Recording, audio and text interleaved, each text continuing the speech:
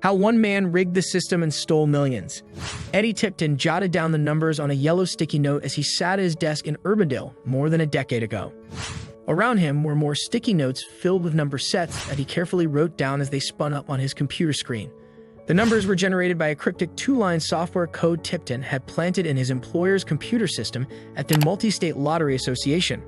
The office building was virtually empty as Tipton ran test after test, zeroing in on the possible winning numbers for an upcoming $4.8 million lottery jackpot drawing in Colorado. His code would let him narrow the drawing's winning odds from 5 million to 1 to 200 to 1. And over time, it would allow him to hijack at least 5 winning drawings totaling more than $24 million in prizes in Colorado, Wisconsin, Iowa, Kansas, and Oklahoma. The biggest lottery scam in U.S. history. The largest jackpot, a $16.5 million hot lotto prize in Iowa in 2010, was never paid. And ultimately, it would be the one that would do Tipton in. A seed that started all Tipton, who loved playing the fantasy game Dungeons and Dragons, told himself he wasn't trying to crack the code for the money. Instead, the Texas native described by his brother as a very large and kind of lonesome man was inspired by the challenge. An offhand conversation with a co-worker, Gene Schaller, in 2005 set the challenge in motion. Tipton told investigators, "Hey, did you put your secret numbers in there?" Schaller asked him. "What do you mean?" Tipton replied. "Well, you know you can set numbers on any given day, since you wrote the software." Schaller, who remains an accountant for the Multi-State Lottery Association, wouldn't comment for this article. But Tipton, all on his way to prison last year, reflected with investigators on the importance of that conversation. "The idea was just like a little seed that was planted," he said. "And then during one slow period, I had a thought that it's possible." That night in 2005, the 41-year-old bachelor began a fraud that even he had no idea would eventually shake the lottery industry to its core. "It was never my intent to start a full-out ticket scam," Eddie told investigators during his June 29 post-conviction confession sessions in the Hoover State Office building in Des Moines. A criminal past and a job offer, to be truthful. Tipton never expected he'd land an interview with the Multi-State Lottery Association, let alone be hired and eventually become one of the most entrusted lottery security officials in the nation. The association is owned and operated by 36-member lotteries, mostly state organizations such as the Iowa Lottery. It's responsible for many of the nation's most popular and richest lotteries, including Powerball and Hot Lotto. Tipton had pleaded guilty in 1982 for his part in a warehouse burglary. The then 19-year-old faced up to 20 years in prison for the felony conviction, but instead was given 2 years of probation and was ordered to pay $1,719 in restitution, court records show.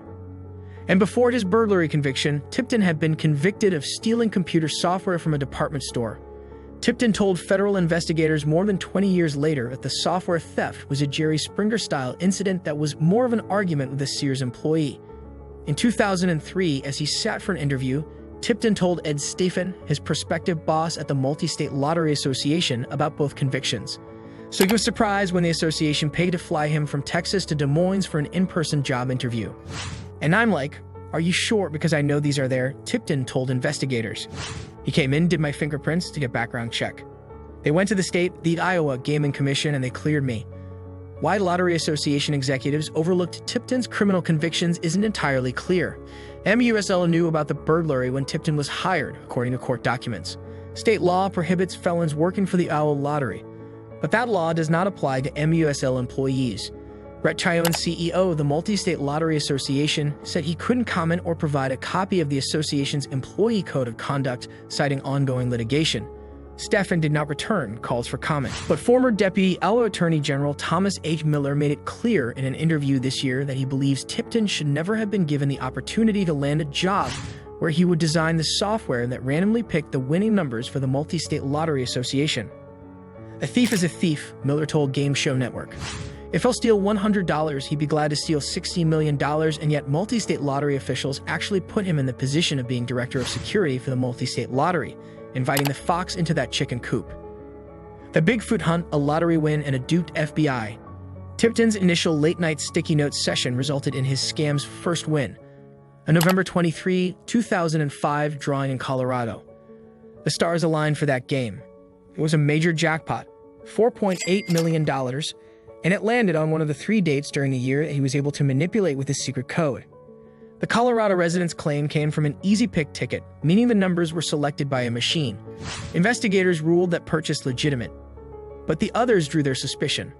Wisnant and Vallejo were publicly named by investigators who in August 2016 asked the public for assistance in the case. They were never arrested. Iowa Lottery investigation.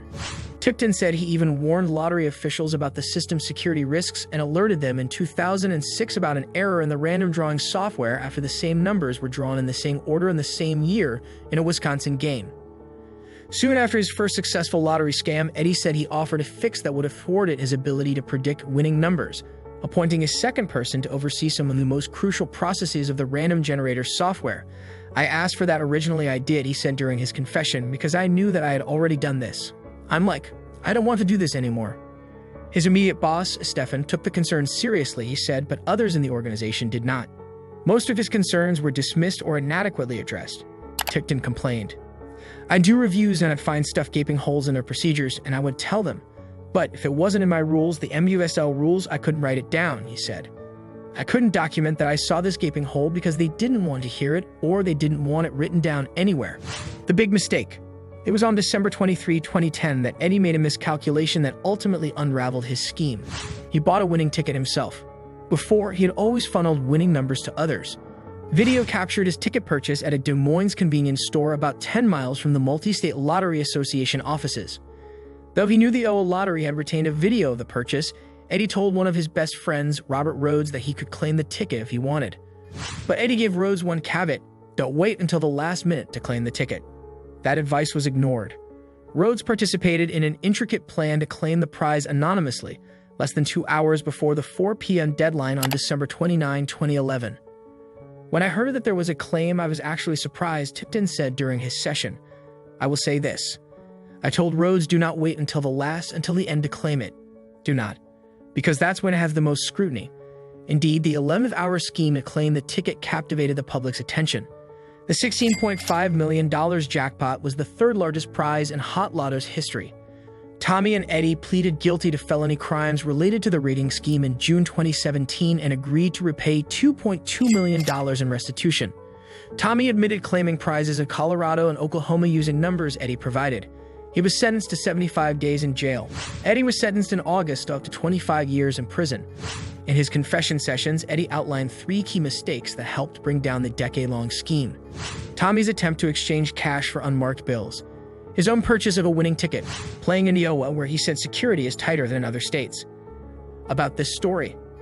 After brothers Eddie and Tommy Tipton were caught perpetrating the largest lottery fraud in U.S. history, they meticulously outlined their involvement to state agents as a condition of their 2017 convictions and plea agreements.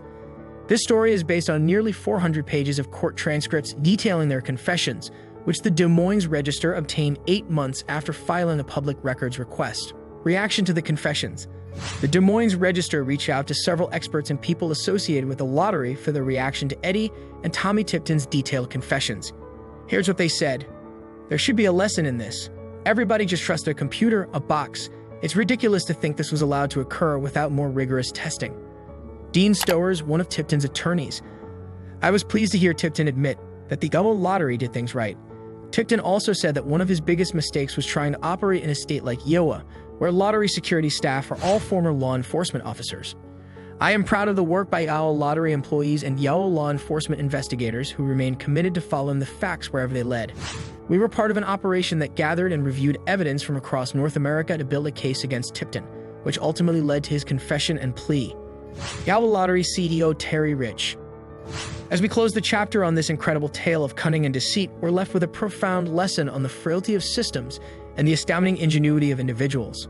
How one man rigged the system and stole millions serves as a stark reminder that no fortress is impenetrable, no institution immune to manipulation. It's a story that keeps us on the edge of our seats, a reminder that the human spirit's potential for both good and ill knows no bounds.